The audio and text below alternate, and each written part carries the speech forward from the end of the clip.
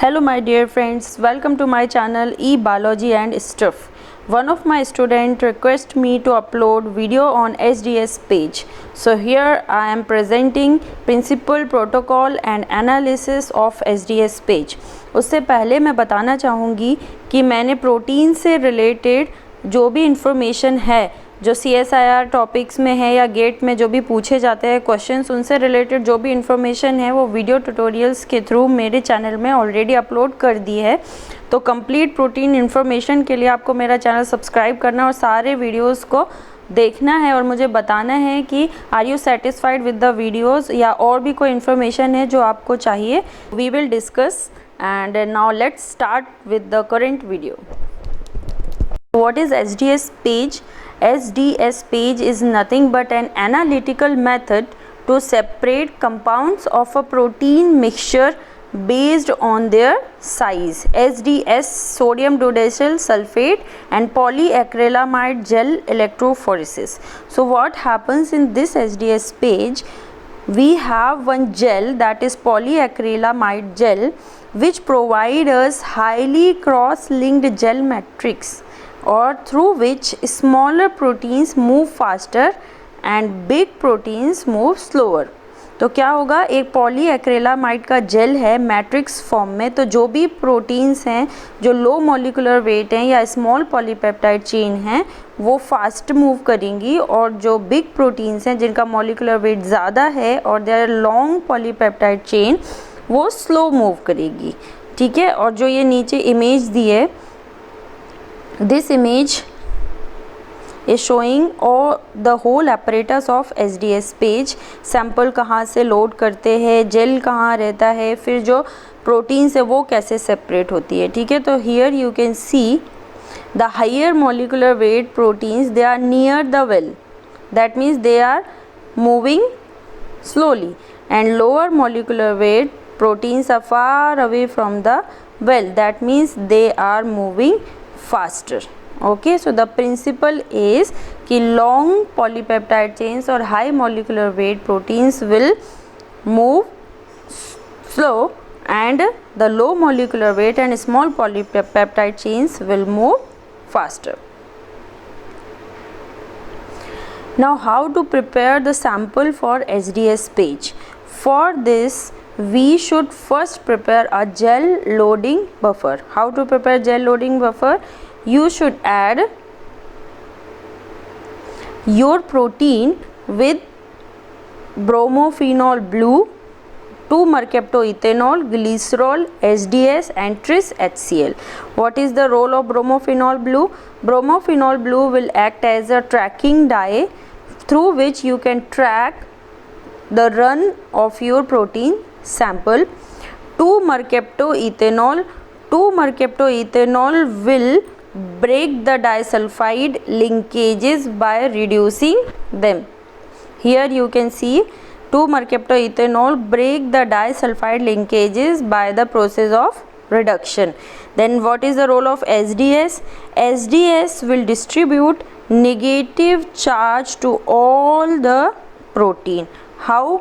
It is going to denature the protein with the help of boiling also. So what we are going to do, we are going to add this gel loading buffer to our protein sample, then we are going to heat our sample to 90 to 95 degrees centigrade for 1 to 2 minutes. So because of heat and SDS, the polypeptide chain will get denatured and this SDS will distribute or bind to this polypeptide chain and will distribute all this negative charge to the polypeptide chain. क्या होगा, जो polypeptide chain है उसमें through out negative charge उसे मिल जाएगा। ठीक है, तो और फिर आते ग्लिसरॉल। तो ग्लिसरॉल क्या करेगा, glycerol increase the density of sample relative to running buffer, क्योंकि क्या है हमारा जेल जो है वो रनिंग बफर में डिप रहेगा। तो अभी जैसे ही हम अपना सैंपल लोड करेंगे तो वो रनिंग बफर में वापस आ सकता है, ऊपर आ सकता है, तो वो ऊपर नहीं है, उसके लिए ग्लिसरॉल यूज़ करते हैं। वो इंक्रीज़ कर देगा उसकी डेंसिटी को, तो वो जो है सेटल हो जाएगा वेल में और सिर्फ रन करेगा, रनिंग बफर में ऊपर नहीं आएगा।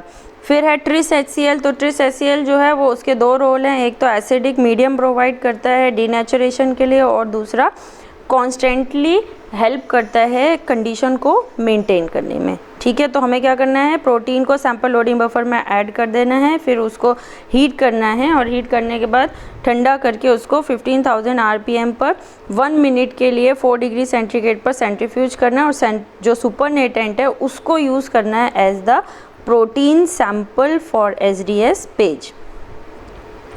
Then what is going to happen? तो नाउ वी नो कि there is negative charge on the proteins. तो प्रोटीन्स कहाँ से मूव होगी, कैथोड से एनोड की ओर, यानी नेगेटिव चार्ज से पॉजिटिव चार्ज की तरफ वो मूव करेगी। Here you can see this is the mass of polyacrylamide gel through which your protein is going to move. तो जो हाई मॉलिकुलर वेट है वो वहीं रह जाएगी और जो लो मॉलिकुलर वेट है वो जल्दी जल्दी मूव करके वेल से दूर आ जाएगी। This is the assembly of SDS page. What is here? There are 2 glass plates, comb, then spacer, that is silicone tube, and clamps. What we need to do? We need to put this silicone tube between the plates like this. After placing this, we have to clamp it और clamp से उसको fix कर देना है। क्यों? क्योंकि अगर हम क्लैम्प नहीं लगाएंगे तो ये स्पेसर गिर जाएंगे और जो प्लेट है वो अपनी जगह पर नहीं रहेगी, तो उसके लिए हमें उसको क्लैम्प से फिक्स कर देना है। फिर इसमें हमें पोर करना है हमारा जेल, कौन सा, पॉलीएक्रिलामाइड जेल, और ऊपर से कोम प्लेस कर देनी है वेल बनाने के लिए। अभी जो ये पॉलीएक्रिलामाइड जेल है इसको हम 2 पार्ट्स में पोर करते हैं। जो नीचे वाला पोर्शन है उसको रिजॉल्विंग जेल बोलते हैं और जो ऊपर वाला पोर्शन है उसको बोलेंगे stacking gel. In the next slide I am going to show you. Here you can see the polyacrylamide gel matrix. Here you it is very clear कि below we have running gel and above we have stacking gel. Now what is the difference between them? This running or resolving gel is also known as separation gel. This is having more concentration of polyacrylamide, that is 10%, and pH 8.8, and this stacking gel is having lower pH 6.8 and polyacrylamide gel concentration 4%. Now why we are doing this, क्यों करना है ये? तो जो stacking jail है उसमें हमने polyacrylamide gel का कॉन्सेंट्रेशन रखा है 4%, यानी कि कम। तो जो पोर साइज़ होगी वो कैसी होगी, ज़्यादा होगी, थोड़ी बड़ी होगी।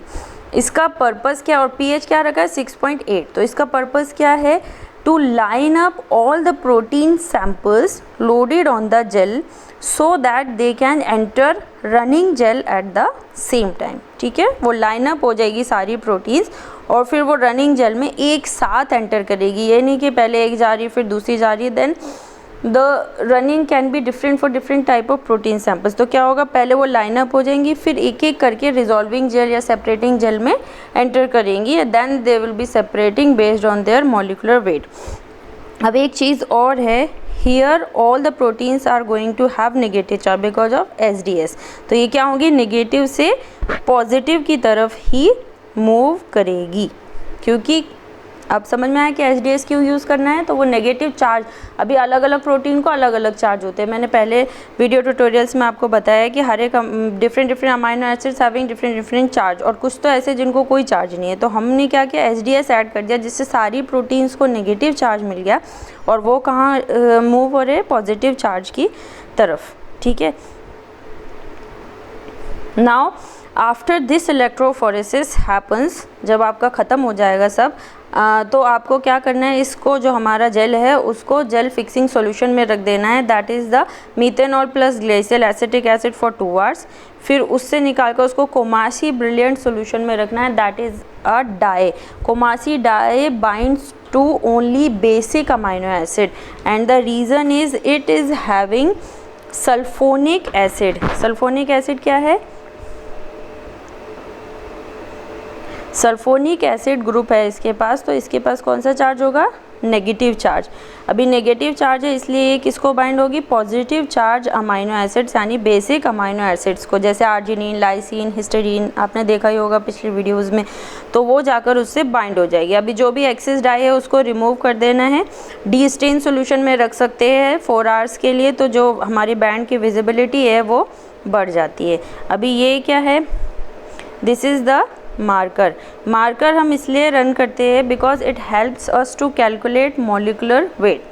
Now how to calculate molecular weight, तो देखेंगे हम यहाँ पे हमें क्या करना है, कि स्केल लेना है और RF कैलकुलेट करना है, यहाँ से जो डिस्टेंस ऑफ माइग्रेशन है उसको कैलकुलेट करना है, ठीक है, इसके मार्कर के लिए भी और जो हमारा अननोन है प्रोटीन उसके लिए भी।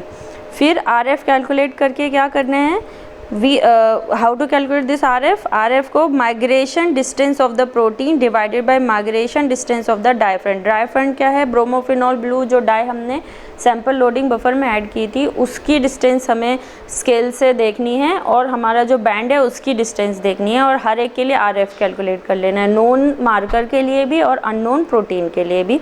फिर हमें ग्राफ प्लॉट करना है, जो ग्राफ रहेगा किसके लिए, लॉग मॉलिक्यूलर वेट और RF के बिटवीन एक ग्राफ प्लॉट करना है स्टैंडर्ड के लिए। तो हमारा जो अननोन है वो हमें यहाँ पर मिल जाएगा, ठीक है।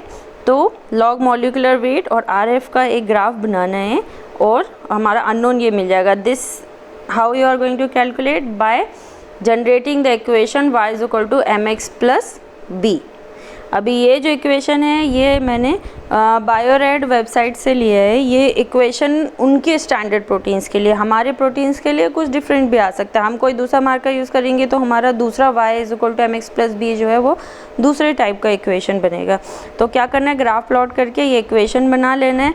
अगर आपका R² जो है वो मोर देन 0.99 है, that means it demonstrate a strong linear relationship between proteins molecular weight and their migratory distances।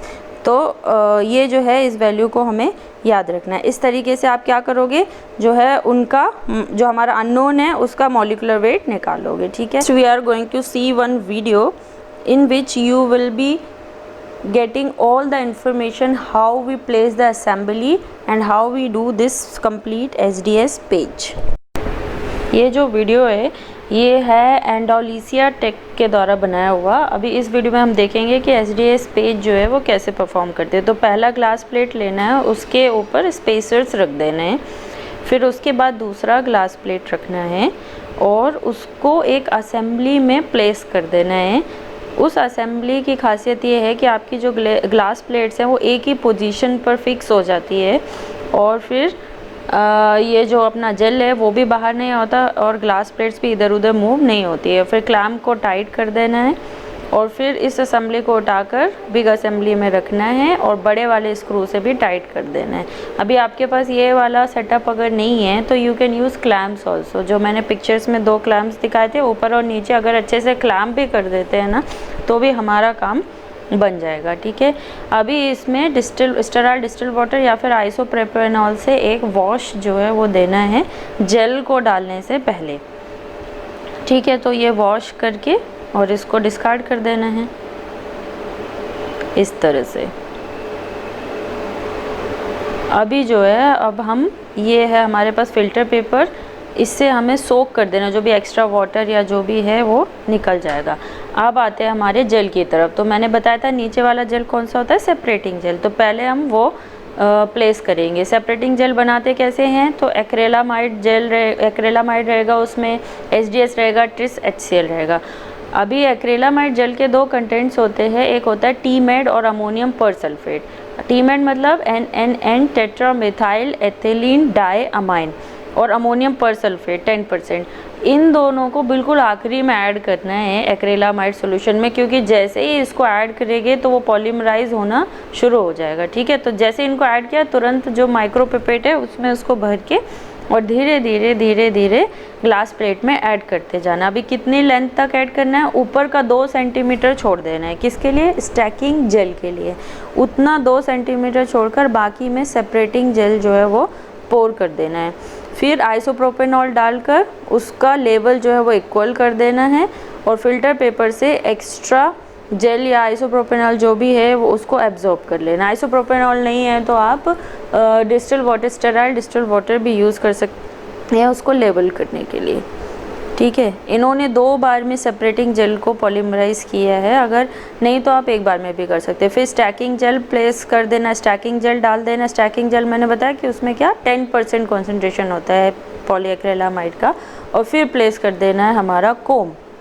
ठीक है, ये देखो कैसे पॉलीमराइज़ हो जाता है। जैसे ही हम टीमेड और एपीएस डालते हैं तुरंत ये पॉलीमराइज़ हो जाता है, तो उसको नहीं डालना है, जब हम पोर करने वाले हैं तभी डालना है।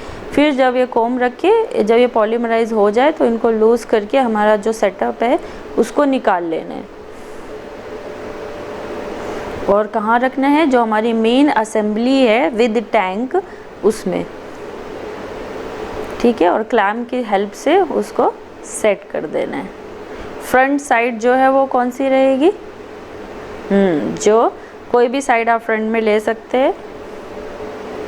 फिर क्लैम्प के हेल्प से इनको सेट कर देना है।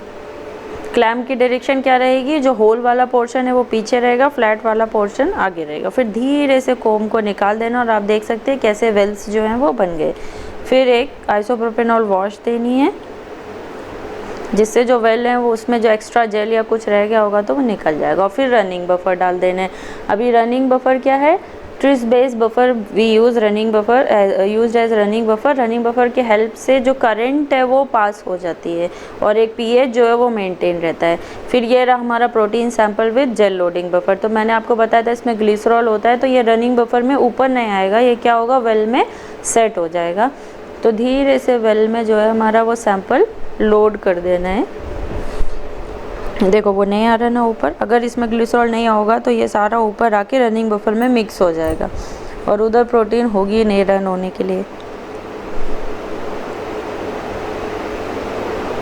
तो अभी ये पूरा रन हो जाएगा।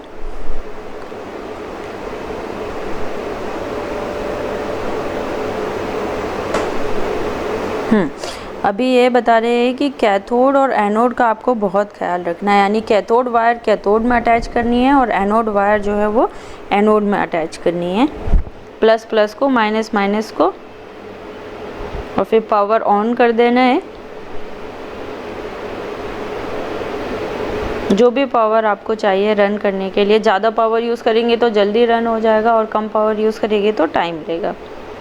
और ये ऐसे धीरे धीरे धीरे धीरे जो जेल ये जो ब्लू ब्लू दिख रहे हैं जो मूव हो रहे हैं, these are tracking dye bromophenol blue, जिसका मैंने बताया था जो जेल लोडिंग बफर में प्रेजेंट होती है, ये वो मूव हो रही है नीचे की तरफ। उससे हमें पता चलता रहता है कि हमें कब स्विच ऑफ करना है। जब ये आखिरी तक पहुंच जाएगी तो हमें एसडीएस पेज को बंद कर देना। आखिरी मतलब 1/3 पहुँच जाए, 1/3 डिस्टेंस कवर कर चुकी हो। ये रहा हमारा कोमासी ब्लू।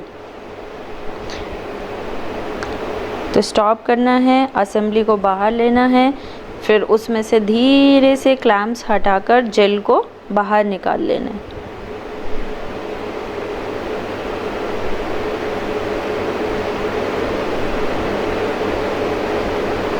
ऐसे फिर धीरे से क्लैम्प्स हटाने हैं और इसको ऊपर लेकर हमारे जेल को निकाल लेना है।